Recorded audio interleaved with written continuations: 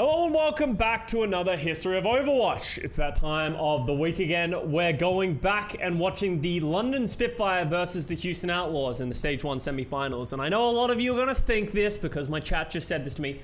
Why aren't we watching the grand finals? Why are we watching the Houston Outlaws? All that kind of stuff. We are going to watch the grand finals. It was like the first ever stage finals and it was super hype and it was a really good match. So we're going to watch that one. I believe it was between NYXL and London Spitfire, if I'm thinking about the right one. But something, if you are new to the Overwatch League, you probably exist in a world in which you just assume the Houston Outlaws are an average team. Which is true. They've been very average. They've actually started being on the way back up, but they started pretty high. And that was this first stage where they were 4-0ing everyone. And honestly, to the point that it annoyed the shit out of me when I was a player because they're just like, yeah, 4-0ing everyone, yeah, 4-0. It's just sick. And then they got their ass beat. And honestly, the season just sort of fell apart for them as time went on. Tracer became important in the meta and they just didn't have a Tracer player because Mendo was inexplicably on the bench from an outside view. Jake wasn't really able to pick it up. And you know, like once you start losing, it all starts falling apart. But in this first stage, the Houston Outlaws were actually very, very good. And we're going to watch that here. Linksa was in his prime form. I think Linksa would be considered one of the best Widows at this time. But yeah, we're just going to get into it and talk about it. Watch the best team in the league currently. Play against London and I don't want to really watch the death segment, but you can look at how young and handsome they are.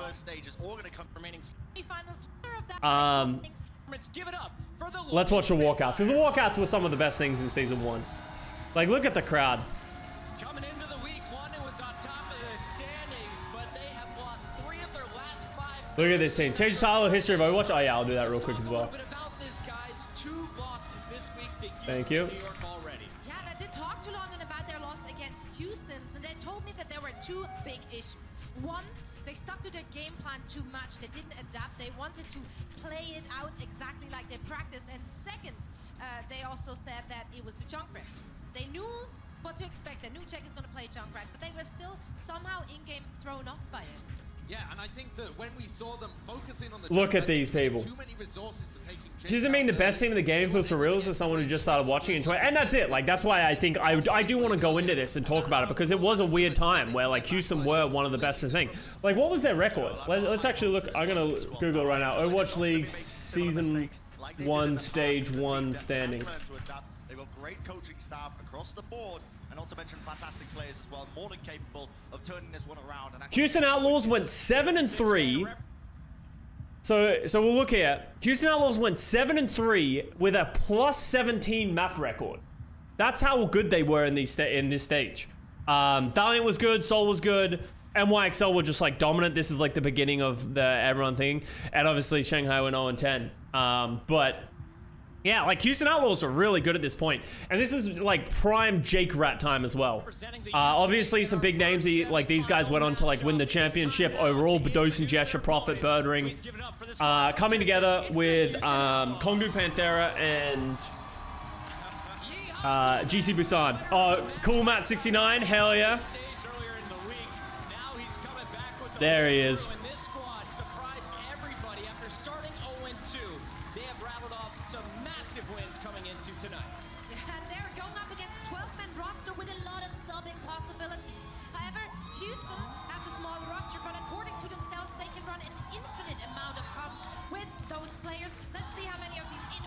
Outlaws had the highest map win streak of 26 before the golden stage in Season 2. Exactly. They had a crazy win streak. They went in the middle there. They went like 4-0 in like 6 or 7 matches. I think it's got to be this guy right here, Boomer, playing alongside Coolmat. That tank duo was utterly stable. Is this no wall climb slow down junk tire? I'm not exactly sure where we are in the junk tire, but I know that if it was on a roof, it didn't make noise, which was the biggest thing. It's like, so you just had no idea where I was going. Jake winking at the camera. Look at the fan favorites. High velocity gameplay is what I'm looking for. Bren's looking for the high velocity gameplay. What a legendary team, dude. The unit. Alright, let's get into it. Oh, look at this. I think the most important thing to note looking at this first is that Matt is standing on a box. Just clearing that up first, Matt is actually dramatically smaller than Mitch. If you missed Season 1, Matt had a box, and that's where every box joke has been coming from. He has a suit jacket. This is also when the Overwatch League was very professional. Like, everything was legit, everything was buttoned up, like, everyone wore, like, jackets, everyone thing. And honestly, just, they had budget. It felt like the league just had so much money, and they were just like, fuck it, we're gonna make this work. Like, look at how cool the arena was and everything with it as well. No memes, a lot less memes and dumb stuff. And then as time's gone on, the budget seems to have gone down, and not having the arena and having to do it online, we've heavily leaned into memes. But I also think for the Overwatch community in general, memes, meme format, like, Overwatch is not a serious game. It's not a serious community. It's more important to have fun, and I think they leaned into that more in Season 2 as well. Well, they've thrown a lot of teams off guard when they do bring Junkrat in, because a lot of the time, you know, they will just play a straight dive. Our Season 4 desk and production was the right mix, and I think we leaned into it a lot more, the memes, but also, like, trying to keep some form of serious analysis in. Play symmetry, you cowards! They're able to do it, they're not going to. We've linked this, but to be honest, not fire from the McCree. Right. Let's get into it. So what do we got? The Houston Outlaws with the Jake Rat. Jake Rat was legendary back then. Links are on the cast. Raucous Zen Mercy. I think this is the beginning of a lot of Zen Mercy. I think Zen Mercy gets played for a lot more of this season, as like people realize how good the Mercy is. So London's playing a dive though. Was that 6 turrets? Yes, Sim has 6 turrets at this point, I think. In your opinion, who won the Smurf Dante trade between Shock and Houston? Shock. And how do you think Houston Season 1 would have gone if they had Dante earlier? I think Houston would have been better, but it wouldn't have solved all their problems. Like, yeah, like obviously having a Tracer would have helped a lot, but I don't think it would have solved all their problems. Good dive.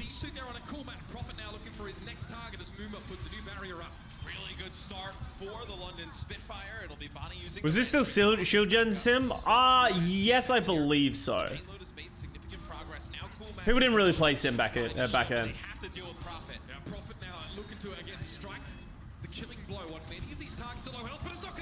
Dude, Jake is just a problem. Dude, Birdering's having a bad time. Jake too good. The Jake Rat is actually legendary. It's actually one of the few heroes that not everyone played that Jake like popularized and has always made himself known as like one of the best Junkrats.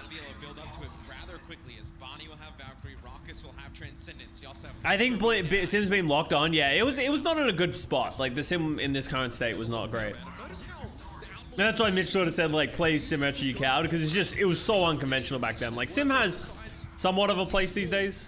Just to give a bit of early warning to the Outlaws. Cool Match just kind of searching for information here, and Muma's just playing on the card. I'm surprised they gave them so much space. But I guess they can just Valk res. So, wait, Raucous didn't get trance? Why didn't Raucous trance? I guess maybe saving it for the blade. Oh, this fight did not go well for the Outlaws.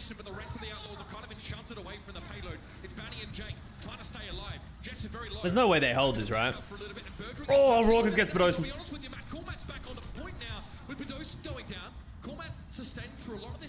Wow, there's no way the Outlaws. And I think this is why dive wasn't considered as good, because the problem with playing dive is if you kill 2 people and trade, it's just not a worthwhile trade, because you just get rezzed. So they have to dive to breach the backline, but then they get rezzed and then like the Winston dies or something like that, and they can't get effective rezzes themselves. Oh, that's so annoying.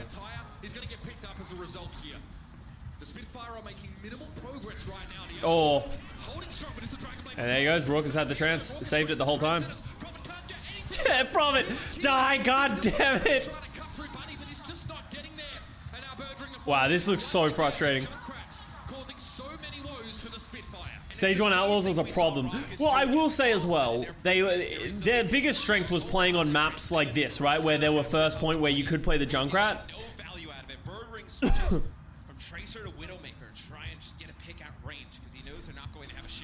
Like anywhere in which they could play this defensive setup, they were good.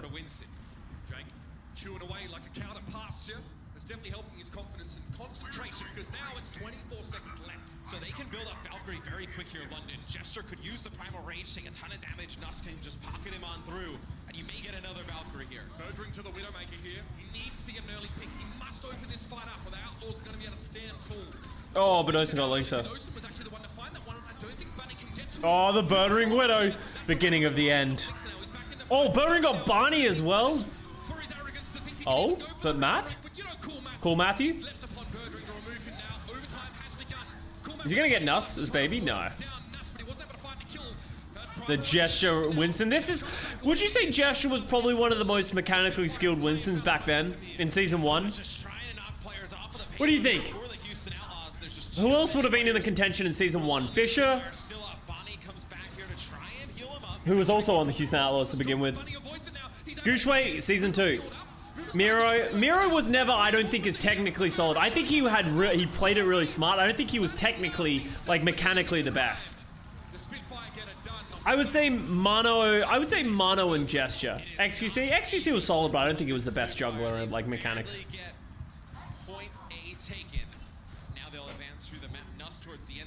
Movers Winston was solid, but I would put it on the same level as, like, XQC, right? Where, like, they both were solid, but they never did crazy shit, you know? Like, Fisher did crazy shit. Same with Gesture. They did crazy shit in the first season. Was Smurf really good at this time? We didn't really see much Smurf, if I remember correctly. I can't remember how much Smurf played. Oh, that was a bit of a feed by Matt. I don't remember much of Smurf from Season 1, so I can't remember. Moon was legit one of the top 5 main tanks Season 1. Yeah, I think, like... Well, I think he was one of those players. Yes, he was in the first stage, but I think, like... As soon as, like, in Houston Outlaws decline, I think Moon also struggled, but... Surf was on Outlaws Academy? Yeah, I didn't think... Yeah, that makes sense. Matt is always feeding. Not true. Matt was very good in Season 1. And Matt was very, very good on Season 1 on D.Va. The style which is played on D.Va, it was like... Matt was very good at that. What? Oh. Oh, there we go, Dinkser.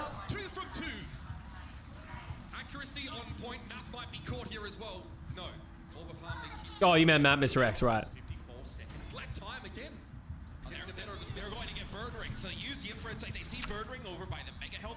But that makes sense Smurf joined in Season 2, because I don't remember Smurf playing in Season 1. I wasn't sure if he was, like, got signed mid-season, because I know Shock were having a lot of woes. Because did Nomi play the entire first season for San Francisco Shock? Can't remember. I don't think they had a mixed roster in Season 1. And then, going into Season 2, they got, yeah, Dante went to Houston. We'll watch some Valiant games. As I said, we're going to watch the Stage 4 playoffs and all that kind of stuff. Super was in for Stage 4 of the Shock, yeah. I can't 100% remember exactly, like, what happened with the Shock. Like, no, to be honest, they weren't very memorable in Season 1. They were okay, but they weren't very memorable.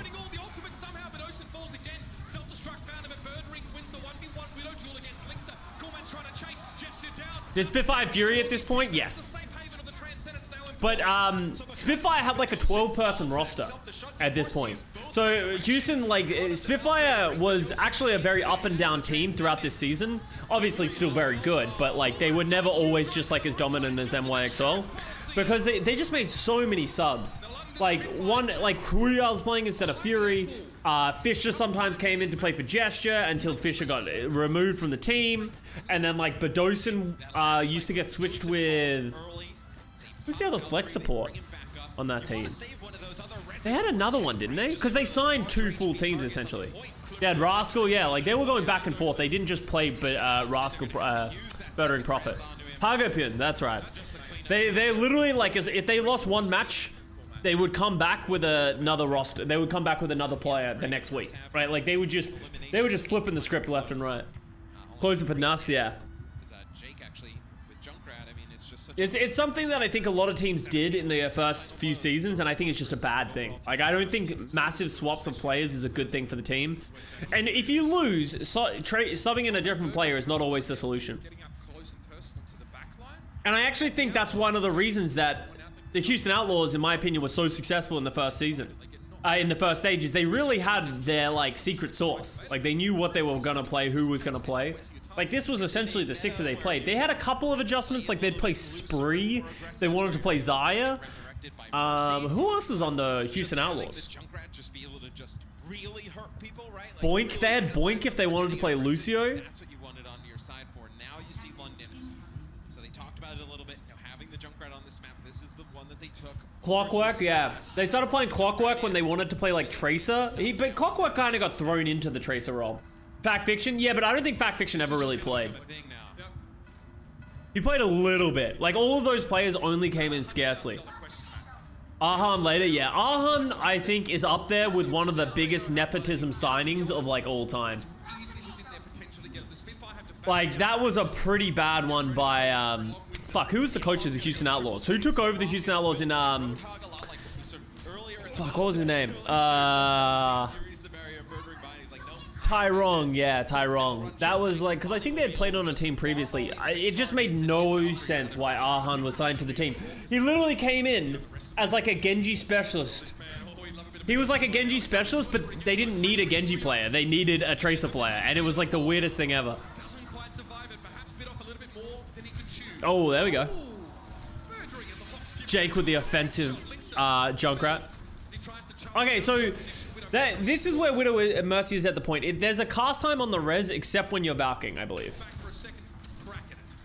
because Jake is just spamming this choke here and they're not able to pick up any kills, Nussus farmed his Valkyrie rather quickly as well. And look at Bedosin, I mean, he's rapidly going up towards a Transcendence. So when you have no idea, Corey. The bad thing about it is if you don't finish off these kills, you're just giving the supports on the opposing team so much ultimate percentage. Jake and Prophet both trading out those concussive lines, both just trying to stay out of sight. Houston was not. Sorry, Hydration wasn't on the team at this point. I think Hydration's on the Gladiators at this point, I believe. Didn't get a whole lot of play with the Pharah.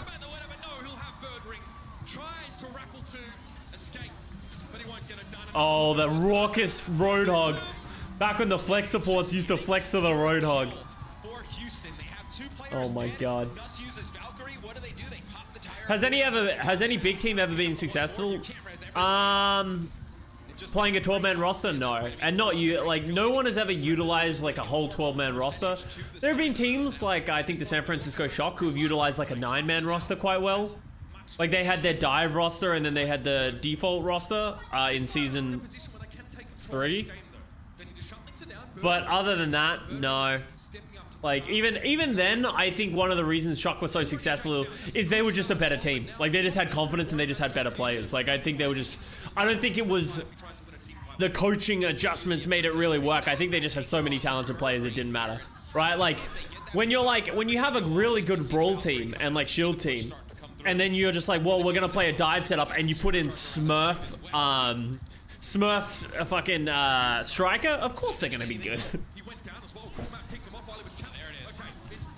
NYXL had many players in Season 1, yes, but they didn't play all of them. In Season 1, NYXL didn't really play all of them. They were the team that popularized just playing a 6-man roster. They always pretty much played Jonak Arc, or at least for the most part.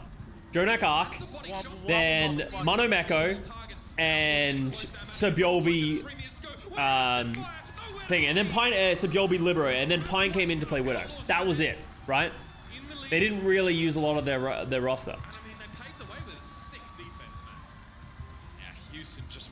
Easy wins with the Junkrat.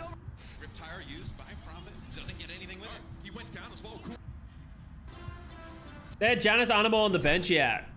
No, Animo got signed later in the season. Yeah, NYXL tried to play Janice every now and then they stopped doing that because they started losing. And it give us a bit more, you know, of a robust approach if it does go to ruin. So it's reasonable.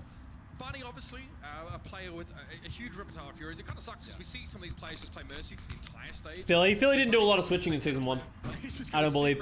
Who was their team? Who was the main setup that they had there? They played like mainly... Who's the main tank in Season 1 for Philly? Probably expecting a Farah on the other side, and it'll be that double hit scan setup that comes out from the Houston Outlaws. Sato was banned for like Fraggy, that's right, because Sato was banned for the first thing. That's right.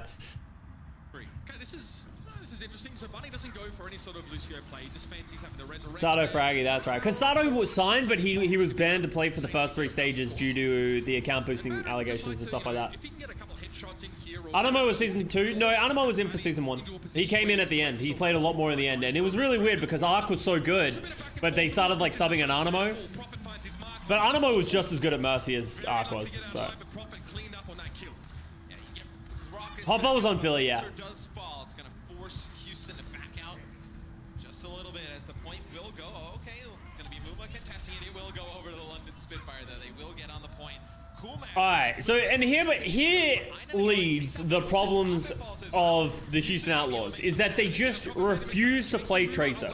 Like, they really struggle to play Tracer, and they're trying to force them to win the games without playing Tracer. Oh, good body block by Matt. Is that they just don't really, like, Jake doesn't want to play Tracer. Jake would rather play the legs than play the Tracer. So, and, you know, we all know that you need to play Tracer at some point. Valkyrie there, and Linkser takes him out right on the point. So, you use that big Mercy ult, don't get much for it. I believe Huyel's an assistant coach. I don't think he's a player. You need to get a lot of percentage on it. 24%. It was pretty much their roster, yeah. Houston's going to be able to come back and match this. Shadowbone only really came in to play Genji though, right? Like, oh, Birdring just, how does Birdring just kill 2 before anything happens? Picking up those 2 kills may give the point back to London. Not much that Jake can really do from this position. Is he player coach? I'm not 100% sure. I remember people saying that he might be a player coach. I just don't know if he's going to play much. Didn't Outlaws have Clockwork, who was supposed to be their Tracer? They did have Clockwork. Clockwork was supposed to be their Tracer. But I believe Mendo was supposed to be their Tracer. Clockwork was more of a hit scan player than a Tracer player. Clockwork never really played because he was kind of supposed to be like Lynx's role. I think Mendo was supposed to be the Tracer player, and then something happened with that, and Mendo just never played. And then Clockwork, it got thrown to Clockwork, and Clockwork's Tracer just wasn't that good. But also, the issue that they had is they wanted to play Tracer hit scan, right? But Jake was their primary caller as far as I'm aware, and so they didn't want to take Jake out of the lineup.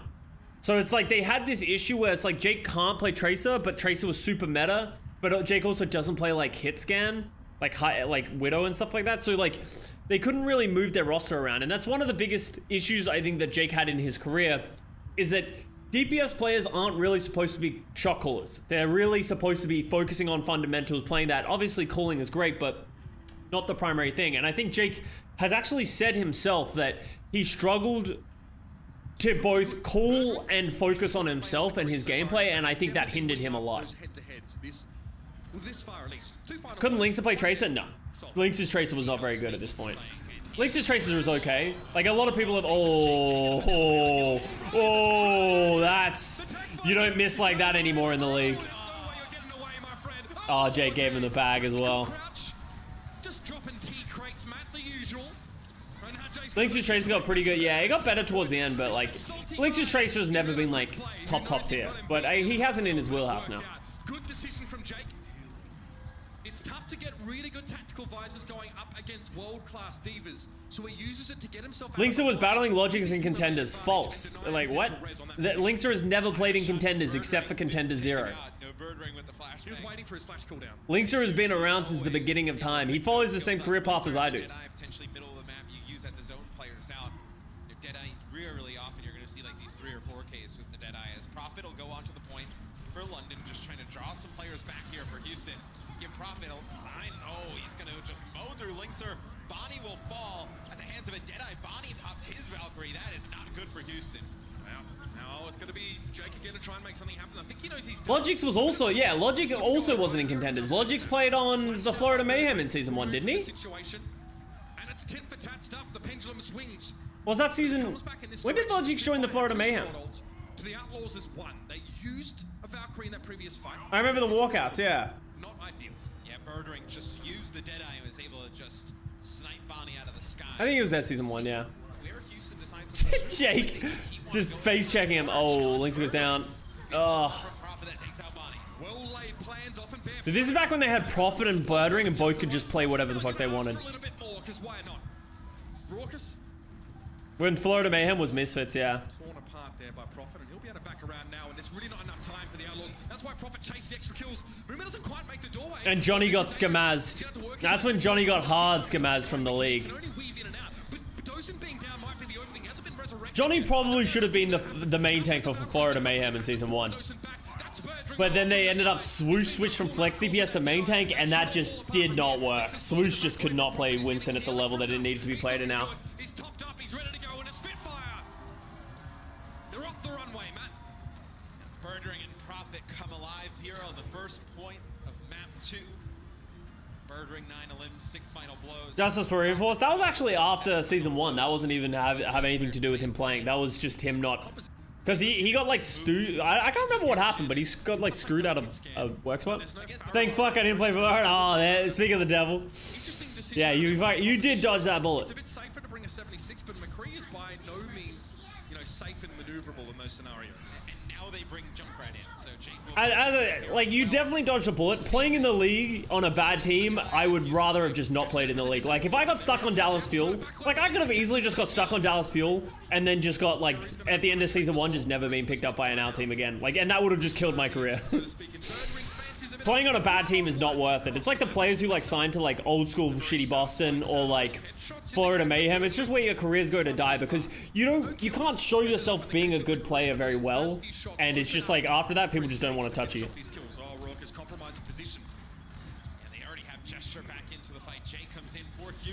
Dude, Prophet and Birdring are just taking a poo on the Houston Outlaws, and this is like just prime showing how good Tracer is, because Brig doesn't exist in this game at this point and everyone's playing Mercy Zen, so there aren't many characters that can hold Tracer accountable. Like, the Zen can try and kill the Tracer, but good Tracers are going to win that.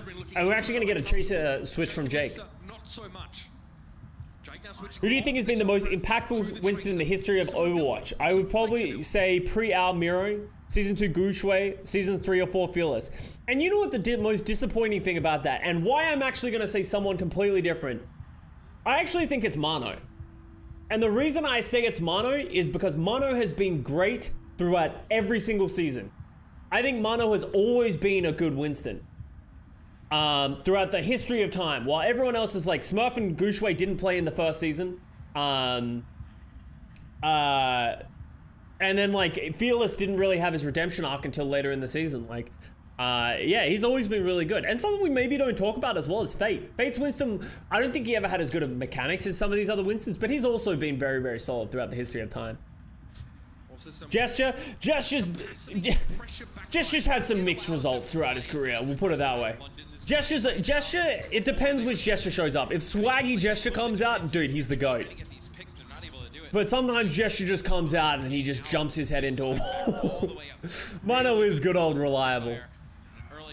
Because Mano played with very little resources as well. It was his job to just live. Right now, you know, 35% and counting with the way this map is. You know, this point, it can be stalled out for so long. London's going to get a lot of percentage out of this. Ocean again, pretty much wins a fight single-handedly with an early pick. Birdring just looks to compound the issue, but Linksa gives him a pick. Jake gets got. The dead-eye shot and he goes for it. Now Bedoson's finally down. A bit of a resurrect here for Nas to bring him back up. It's been such a menace. Birdring now getting harassed by Jake. He didn't even know where that came from. He just knows he got hurt. He was down to 70 on HP.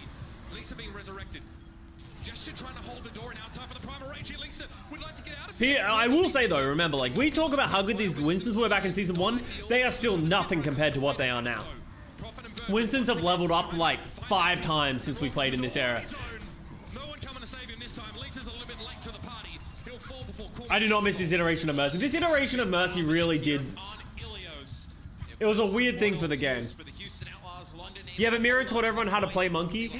I think Miro, he didn't teach everyone how to play the... I think I'm right about this, right? Like, I don't think Miro's mechanics on Winston were... Like, he was never, like, a juggling specialist. I think the way he played Monkey, like, where he played aggressive, like, played, like, hiding behind corners and holding chokes on his own, and then, like, making them focus him, was revolutionary. And not just diving in, right? He was using his jumps to, like, be annoying rather than that, but I don't think he was ever a mechanically great Winston. Be the final fight here. Houston have not been a presence on this map whatsoever. If there's any time to go, Matt, it's gonna be now, but Bunny, again, harassed down by Prophet. Oh my Prophet. Let's go Bunny and Raucus. Go the way of the weary, and Prophet for him is just too easy. The London Spitfire now answer back, and this is just such a command. Yeah, and I think this is like the biggest problem that Houston Outlaws had in this series in general, is they just can't dive. They can't dive as well as London can. Yo, I'm looking at this. You guys remember some of these things? Like, where's the stats? Look at these things. I feel like we don't see these as much. Oh, I guess we do, but I think they've changed, right? So. Da, da, da, da, da, da, da.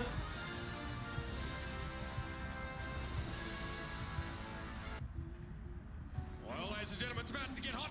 You gonna watch the final? Yeah, next week we're gonna watch the final. One apiece here. Once again, Coolman acting as I get that Birdering is highly rated, but it surprised me he gets passed over in the GOAT conversation. He is that good, but people like Prophet exist. Well, that's what you like. You sort of answered your own like question there, Ali Khalaf. Is like, he is very, very good, and Birdering is up there with one of the greatest DPS players of all time. In you're talking like a top 5, top 10 conversation, but like Birdering has always lost out to players like Prophet. Like Birdering had a really good season 1, but he's always just been solid. And that's what makes Birdering great, I think, to a lot of people. But I think Birdering, even in this season, got outshone by Prophet. And it's like, yeah, okay, so now Houston Outlaws go to the Junkertown, Temple of Anubis, Jake Rat City. I don't know if Houston win this map.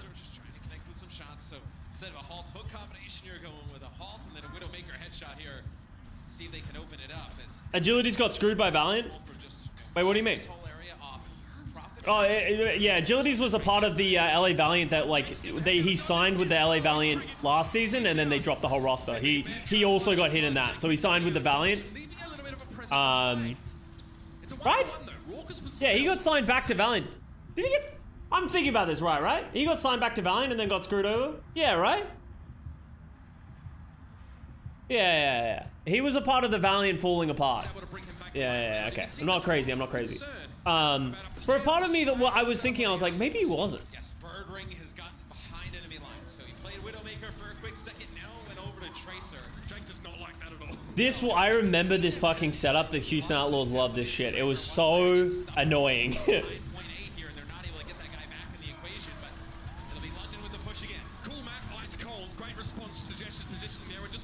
Dude, Matt is just murdering people.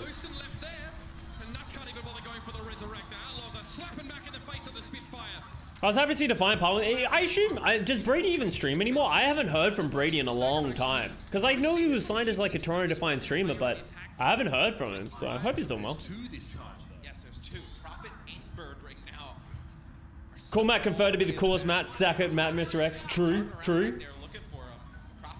Done a few YouTube videos with Kakio, yeah.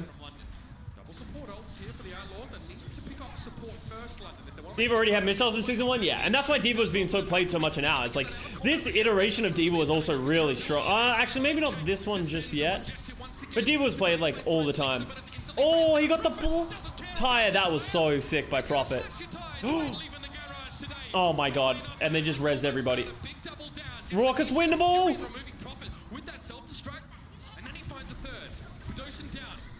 Oh my god, Bering was 1 health.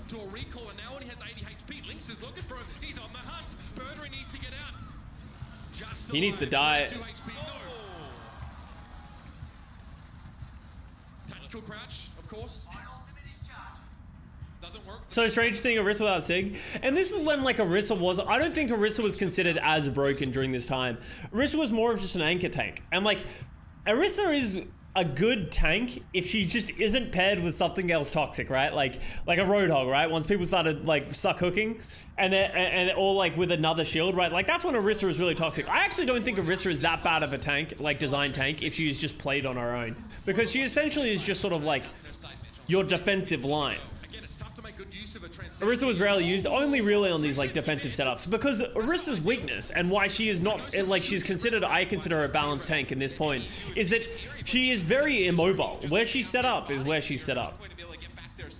Is fine in 5v5 solo tank. I think Orisa will have a place in 5v5 solo tanking.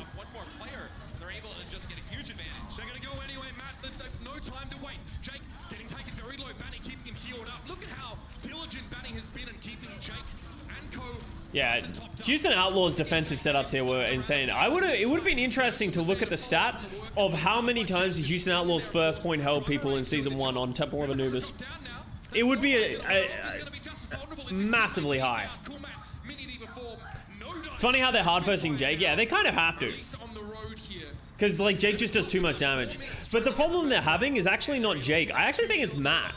I think Cool Matt on the D.Va is just bullying their tanks.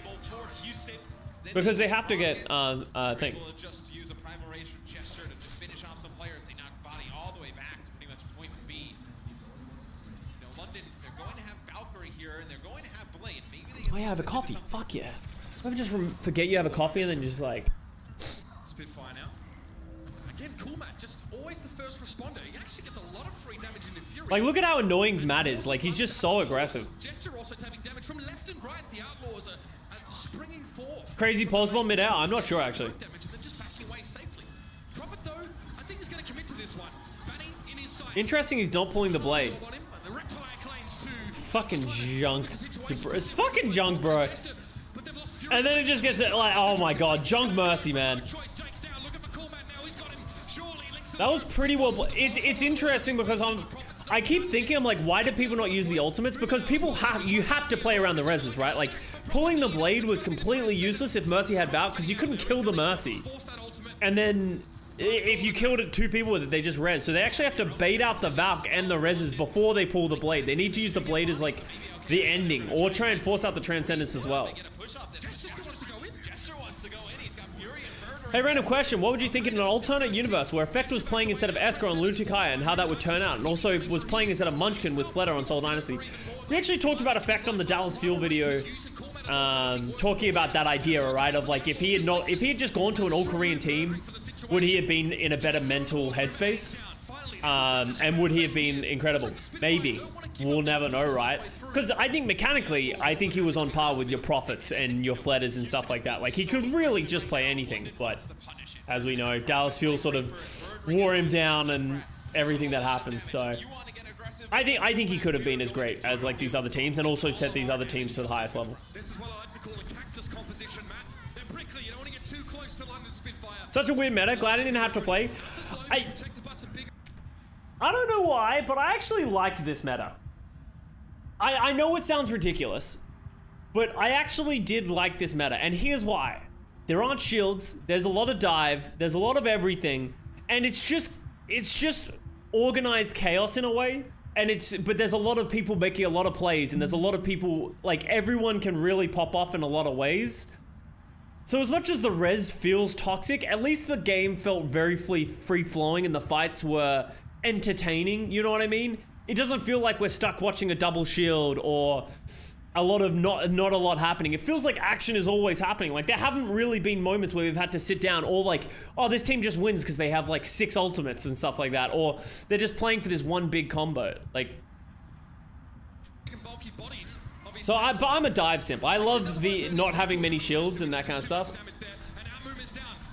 I also, as much as this Mercy version was toxic, and you can't disagree with that, it was fucking fun to play Mercy. Like, I was the Mercy player, right? It was fun. You were indestructible in Valk. You had double res, you were just flying all over the place, you were protecting everyone. Sometimes you solo healed. It was a fun time to play Mercy.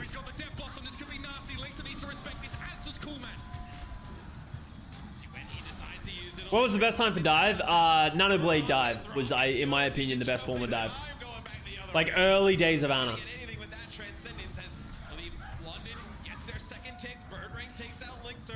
It's insane why Blizzard killed dive. Well, we did play dive for a very long time. Like, you need to remember, before the league, Winston was played almost exclusively, for the most part. Like, Winston was the best tank, and Tracer was, like, really good as well, right? Like,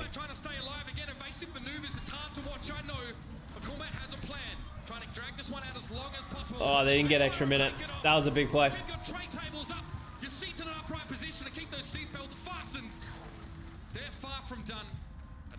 So yeah, dive, yeah, we played a lot of dive, and that's why Blizzard felt like, because I remember someone was that, I don't know if this is something that I'm not allowed to say, but I'm just gonna say it anyway because I don't even know if it's factual. But I remember someone saying that Brig wasn't even supposed to be released in the order that she was released. She was released by the developers in a rush to try and fix the problem of dive is superior. Like, we don't want to see dive for the next like 3 years or something like that. Brig got fast-tracked into the game to try and shut down dive, and then it ended up creating goats, right?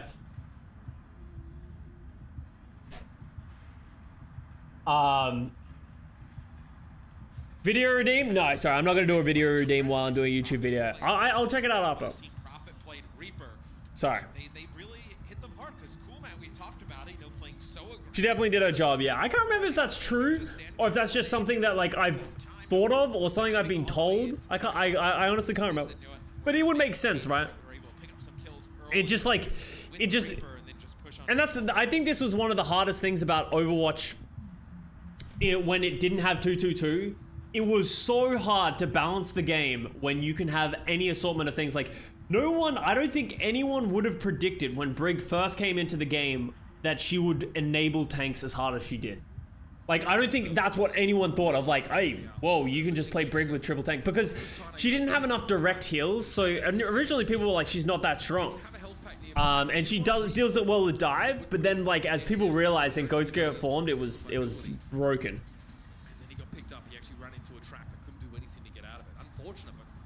But this is also when, like, yeah, Brig would bash. If you hit, remember, yeah, like, remember this. If Brig bashed a Tracer, the Tracer would die. Think about that. Back in release Brig, we're not thinking of anything else of like the 600 shield, the way that her packs work. If she bashed a Tracer, the Tracer would die because you could bash left click whip shot and she would die.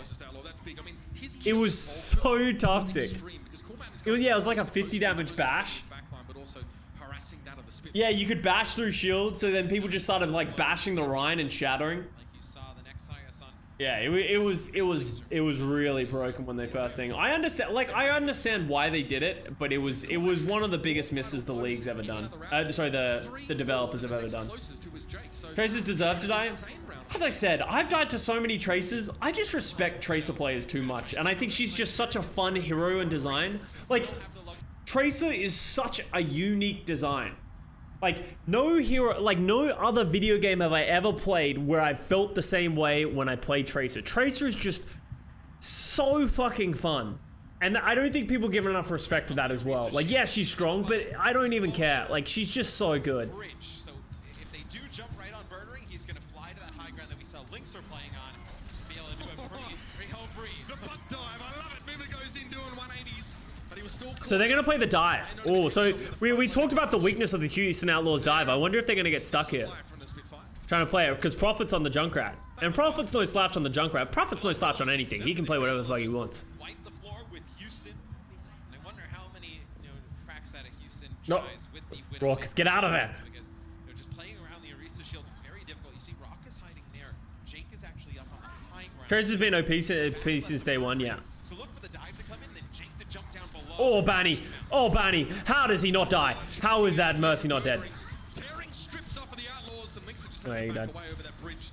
Has Tracer had any major changes? Not really. Her kit has always fundamentally stayed the same. They've messed with some of her things of like recall timings and... Oh, Jake's dead.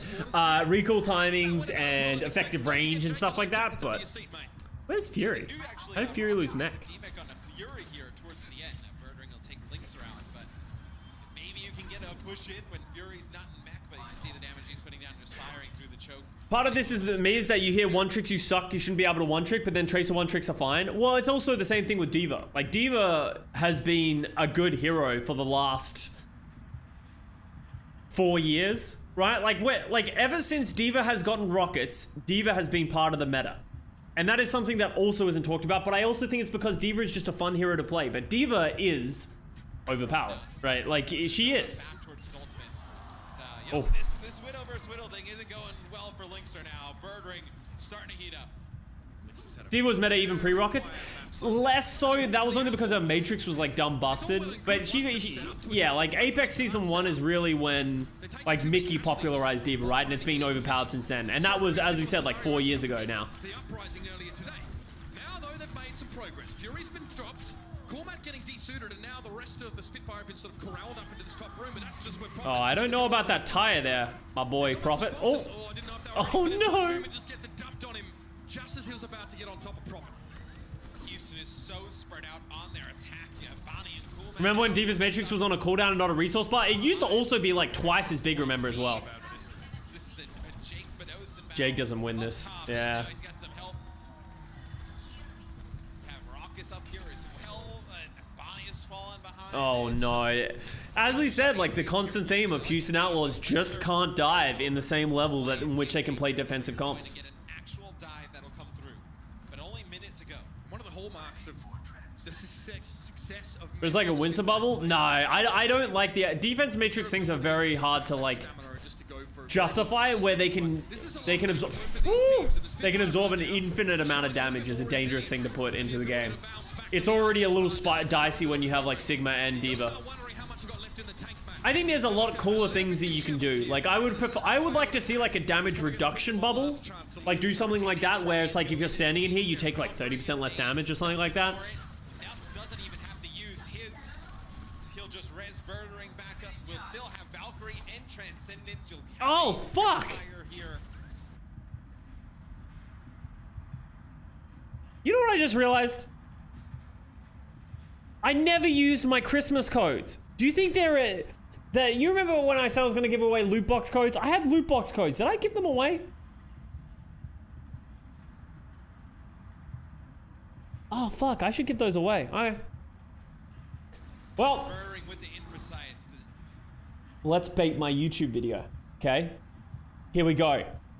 I'm going to put some YouTube codes in the chat, in the YouTube comments, on this YouTube video. Make sure to check it out. I don't know, they might be expired. Good luck. I don't know, I forgot to use them. But they'll be in the YouTube description for this video. First come, first serve. Keep an eye out for my YouTube. Make sure to hit that notification bell and like the video as well. If they're expired, I'm sorry. Please keep liking my video.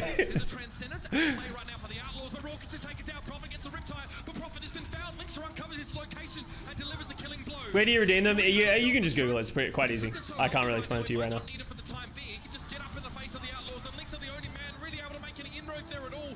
Wow, this was a brutal... I feel like this happened a lot in Season 1. Like, first point holds were so common in Temple of Doom because there weren't enough resources of how to break that. Like, it was really hard to break because you just...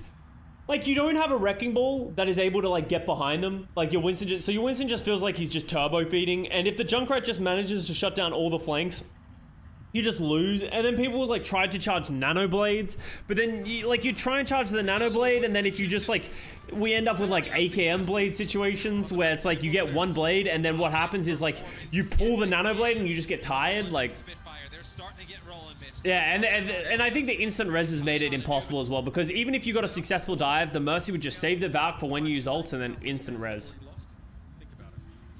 You just, yeah, like literally you needed to Widow diff.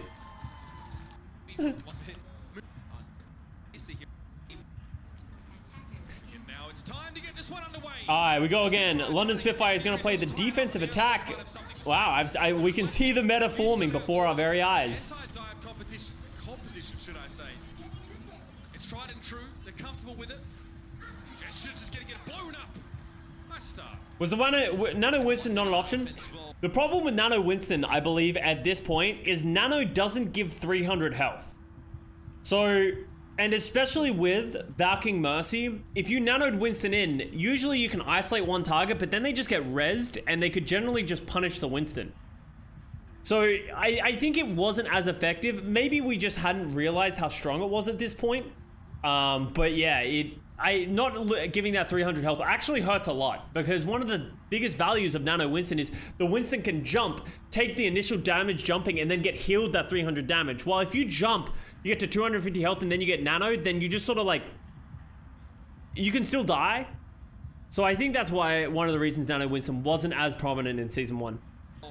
Play their dive, they'll have Prophet play Junkrat, Birdring will play McCree, and Gesture. Isn't this when we started seeing a bunch of support players off-roll to Widow? No, supports never played Widow, supports did play Roadhog. There was a lot of triple tank, or Soldier. Like, Soldier was sometimes a thing, but I think that sort of got snuffed out as time went on. This is Season 1, yeah.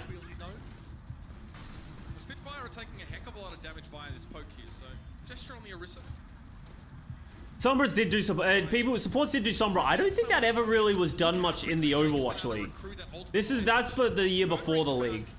We talked about this recently though, and I realized that it was still a thing, but I don't think many people did it. I think it was just Carib. No, well, like remember the season 1 grand finals and the season 1 playoffs were played with a triple tank, double DPS solo support Mercy, right? Like it was Hanzo Widow. The Hanzo rework just came through. Hanzo Widow, Orisa Diva Roadhog with a solo support Mercy. That was like the playoff meta. Because they buffed Hanzo into fucking oblivion. I'm not gonna go on this rant again. I think I do this every single history of Overwatch video. So I was actually going to say, with the comp that Houston's running, There was a tank where, yeah, Stretch where off tanks played Sombra, yeah. A bunch of different roles played Sombra at some point when this Mega Pack thing existed. Yeah, so it's support with Pirate Ship, yeah. So this is the oh my god. But one of the hardest things about that play is you actually, I don't know if you'll be able to catch it. You see how the tire doesn't make any sound? This is what made this so strong, is you actually have no fucking idea where it is. Well, I think they've changed it since then. But like, it didn't make sound when it was on roofs. And that was one of the hardest things, because it literally just came out of fucking nowhere. Like, if you're hiding, you're like, I don't know where it's coming from. It could be coming anywhere. Just finds him in spawn. That's just going to add insult to injury as well. Could have been anyone else, of course. With Osin, though. Had your name on it. And now the responding Riptide is going to come through. So the Outlaws are bracing themselves here for what is surely going to be a bit of a barrage and Profit. Trying to climb Oh, that was not as good of a tire. Tries to get his Big Ben impression on, but it doesn't work out. And just before he get tied together here with the use of that hold. But Linksa has other targets. She's now Outlaws with pretty good first point hold so far. Make sure he doesn't get involved. Linksa, oh, he's very low. He was hoping there that his opponent. Oh, yeah, he thought better. I was like, this is, he's crazy. He's gonna go for that flank. That's a me flank. Use their Transcendence. Raucus pop that on the point just to keep everybody up. It'll be the Transcendence now that comes out for Bedosin.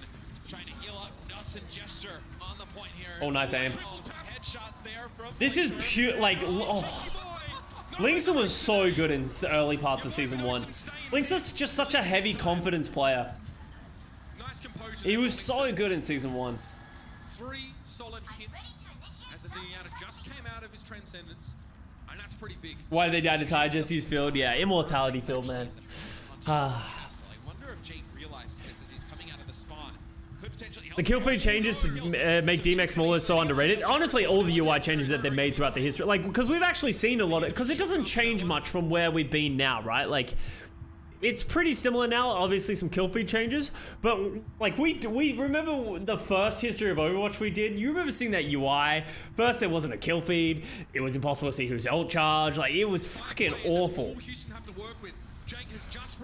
Yo, what's up, Liz? I'm sorry. Links is down. Everything kind of falling apart for the Houston Outlaws here. This wasn't the way they intended this hold to go at all. The Spitfire embedded a sleeper agent in the back lines, and the there it is. got bamboozled. And now Muma, they get turned to glue over at the factory. 35 seconds. All right, good first point. Attacked by London Spitfire in the end. It's interesting that so many people play offensive Junkrat. That's really all. I have a pick for you related to this. All right, you can post it. Coming back, yes, Riptire. Right, maybe they were able to extend it a little bit longer. Birdring will switch off a Tracer, go for free here for this next portion of the map. But he's hiding up where Linksa is right now. And as soon as he sees Jake walk out of the spawn, he jumps right down on top of him. Just one clips him, and you saw Jake's reaction. Just jumps out of his seat, has absolutely no idea Birdring's behind him. And if that goes wrong for Birdring, it could all be over there. There's no chance of Spitfire even win this map. So very clever, but also risky play. He managed to execute perfectly, though, and that's what you're looking for in players of this caliber. The Jake tire, dude. Everyone respects the Jake's tires too much. Oh god, except for Gesture. That'll do. That'll do. Yeah, there's some expired coupons in the YouTube comment thing as well. Creative is a very diplomatic way of putting it, but hey. Yo, we found Liz in the crowd. Yeah, go Jake. Yo, Houston Outlaws. Woo! You could make a great montage. This is me. Just tries to get into the back line and try and force this Valkyrie out of nuts. Was that after the first map where they won and they were full of confidence and then they ended up losing everything else and losing the rest of the maps in a pretty tragic fashion? Oh! Oh god, Nuss. Ties gave so much room, yeah. Because we didn't have immortality skills. Now that's done. Pretty much fight finished there. especially after. You're going home soon, get ready. Oh, I forgot about that from this season. Oh, the the Jake trash talk into getting absolutely boomed. That's the reverse mental games that come back when you play that toxicity and you try and get in their head. Sometimes it comes back on you. Sometimes you get got. So not gonna have any reses here for the Spitfire. Yep. I don't think the Spitfire want to push the castle while Jake. I thought this was to show Houston Outlaws when they were good. Well, you need to remember, this is also the Houston Outlaws are quite competitive and they're very good. This is to be the best in the stage, right? Like, London Spitfire has a very close series against NYXL. If Houston won this series, there's a chance that Houston would have won the entire stage. Like, this is like, they were a top 3 team, top 2 team. Raucous knows by now. London advances the payload. Gesture will move up closer to the castle door and probably get some support. They're going to keep Birdring hidden in the back. He has that Deadeye, potentially, when the players come out on the bridge. They don't know Luma is actually all the way behind. So he's coming all the way around onto the support. It's like 8 hours into the day. Yeah, the days were so long back then. Literally, the days were just... this was life. Overwatch League was love. Overwatch League was life during this year. Oh my god. Dude, Muma just got main tanked before main tank thing was even a thing, before CC exists. Let's look at this Primal. Gets discorded. Jumps in. Doesn't get it. Gets another one. Overshoots it. And do people saying like Muma had like some of the best wisdom mechanics? That's sort of it, right? Like Muma was good, but he wasn't the best. Now it's 23 seconds left for London to get across the bridge. Gesture gives it a nudge. But in general, people were way worse at juggling back then. Not really in sync at the moment.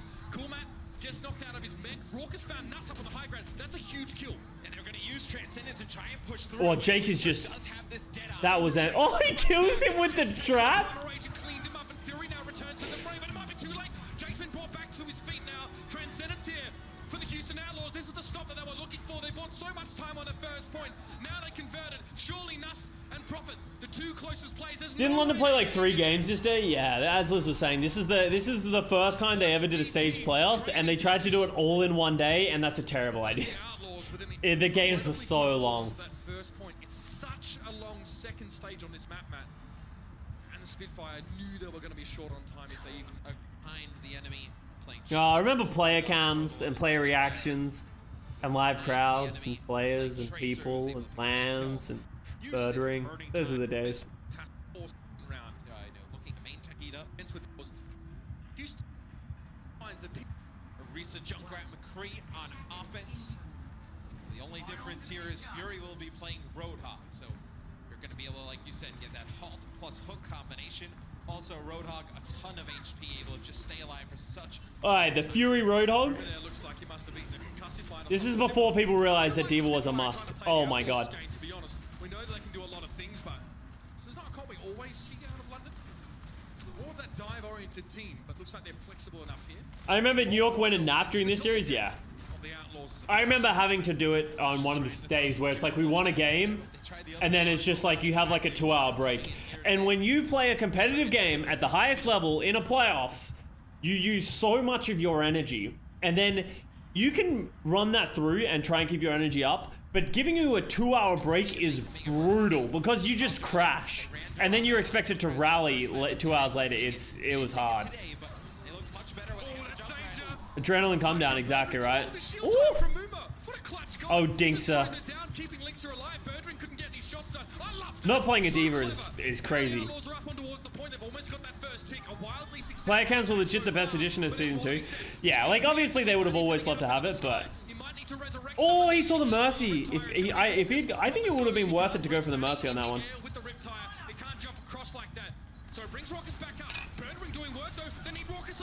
Oh no. Alright, Linksa, come on. Wow, Houston really should have capped this point. Could have made more progress, but losing Raucous there hurts. That real hurts. Yeah, they wanted to use those reses onto Jake what? and Raucous, but Jake dies. I assume they were dying anyway. And it looks like that is a halt off the map there. Linksa and Bunny, all expenses paid, trip to the forest floor. Houstonable since day one, baby. They were good, but they still knew how to throw. We'll see if Jake can get anything with the Riptire. We can take a look. This replay clip. I believe that's when the shield comes down. Let's see how this exactly happened. Oh, there's Oh, they weren't trying to die. Beautiful. That was a great pull. I think they were going to die regardless. Oh, Matt just inted? And they deal with Coolmat right away. So Oh, whoa. While they're trying to go for the res. Nice shot. Okay, Outlaws Oh, now- pull distance. I actually forgot that they nerfed pull distance from Orisa. Yeah, honestly, they're going to be put in a similar situation to the Spitfire, even if they take this first. Throwing us in a science, it's an art form. It can't be it can't be taught. A minute and 35 left. Both these teams really chunking each other down. Now, Riptire is available for Jake. Transcendence for Raucus, who would have preferred it last fight, but Banny's almost got yet another Valkyrie here. And it'll be Gesture Pretty uses the bad super bongo. charge. I don't know why he put it behind the shield. Everybody gets taken out by Jake. Where's this tire Now the going? Rip Tire comes through. The Jake tire, baby. Let's go. Oh, the cast sees it. Birdring just took a big chunk out of it. Oh, Prophet actually just Prophet tire kills Jake tire. Oh, and that's Tire on it. tire action right there, Stay baby. safe. Stands to reason. Cormac gonna come forward. It's a hook from Fury now. Fury does have the Larissa barrier just to take refuge behind. Oh, that would have been. Oh, that bomb would have been nicer if it went further in, but I. Clears the area. It's a full-scale evacuation, but Jake manages to get himself in and behind. Oh, this is so sad for the Outlaws. Oh, the Jake. But Jake stepping The up. Jake carry, baby. Oh, never mind. There's a Valkyrie Mercy. Everything you just did is undone. There you go. Jake is 1 HP, no way Oh my God. I don't know. Everyone's just coming back to life. available for him at this stage, and Lynx is trying to find some space, trying to work around these Dude, shields. these first point holds were brutal. Lynx are backed up into position. Oh my God. How did he not get that kill on the Raucus? Oh, Raucus. Raucus clutch. No. But Dosen comes up with 2 insane kills. He comes to the right of Linkser, takes him out, they use a res on him, and then when Linkser goes around the pole trying to connect with a dead That's so Bedosen sad. just follows him all the way around as Zenyatta takes him out again. Big play there from Bedosen. This is it. 13 seconds left. The Outlaws' playoff hopes hang in the balance. And the Spitfire are looking hot to trot. Fury has to back away, but he's run into Mumi here. Takes a breather, staying nice and healthy. And Orisa barrier comes up. Remember, 2 ticks so Oh far. no. The tire. The tire. It is! Banny's taken down! That's the pick the Spitfire were looking for! They might have just sealed the deal right here and now. Lynxer in movement. just Vanny should have got out of that room. Trying to keep some sort of presence on the point, but the whole hog is going to make it so hard for them to keep their feet Oh. up on the ground. But Fury No. Where are the Outlaws now? The Spitfire Sadie, Houston Outlaws. to our grand finals. Yo. And big plays by Bedosen there at the end. Nothing but Dosen are hyped. They have been able to turn in their favor. Just picks up when you invest those resurrections into Linkser. Needs to come up big with some kills. Is that you, Liz? And Bedosen Oh, shuts no, it sad down. Linkser. You can see Houston just stunned. Don't be sad. It is okay. The Outlaws come in with that confidence of already having beaten the Spitfire, but this roster, they morph to whatever shape they need to be, Matt. They're flexible. It really makes you miss, like, going back and watching this really makes you miss the personalities of the players. I feel like through the cameras, without being in a live setting, you just really miss that intimacy of the moments, right? It really elevates everything that happens. Because right now, like, every time someone loses, they just walk off camera. And like every time teams win, they just run off camera, right? Like, it really feels like you don't get that appreciation for what we have. I hated London for making 2018, for making Lynx cry, yeah. But London, all credit to them. Incredible DPS combinations. Bedosen having a breakout series himself. Gesture continuing to deliver the goods. Love to see this team continue to go from strength to strength, man. Yeah, and, Houston will be back in stage 2. I think they proved they have a very strong team, a real great core, and these guys just Kind of had that when the Glads won the kind of cup. Yeah, but I feel like the biggest thing is that, like, you see it a little bit on camera, but yeah, it's way cooler when you have that in that like moment in the person. on the floor here with Prophet. Thank you so much, guys. Yeah, Prophet from the London Spitfire is now joining me. Give it up. All right, we don't need to watch the interview. All right, that's it. That's the Houston Outlaws. That was. I think that's the most successful. Oh no, Houston. Did Houston make it to a single stage playoffs this season? They didn't make it to Hawaii at all, right? So that's Houston Outlaws' most successful playoff run. Really? That's actually kind of crazy because Houston were pretty good last year. But yeah, that's crazy. That was the first they've ever gone, and I feel like this story needed to be told that Houston Outlaws and the roster, the Western roster that they had in season 1, were very good in stage 1. I will be completely honest. After this stage, it does start going downhill. Tracer becomes meta. They all really start struggling. We're not gonna watch any more Houston games, but we will be watching another London game. The next week, we're probably gonna watch London versus NYXL. We're gonna watch this that game, the Stage 1 playoffs. It was a banger. NYXL and London Spitfire honestly go back and forth throughout the entire season, just with absolutely crazy games. So that'll be next. I hope you guys enjoyed the video. Thank you very much for watching. Let me know what you guys think. Once again, there will be some codes in the description. If you get there first, you get there first. If you're seeing this for the first time, you probably already missed it. I'm sorry. Like and subscribe. Nonetheless, make sure to hit that notification bell. I will see you guys next time. Bye.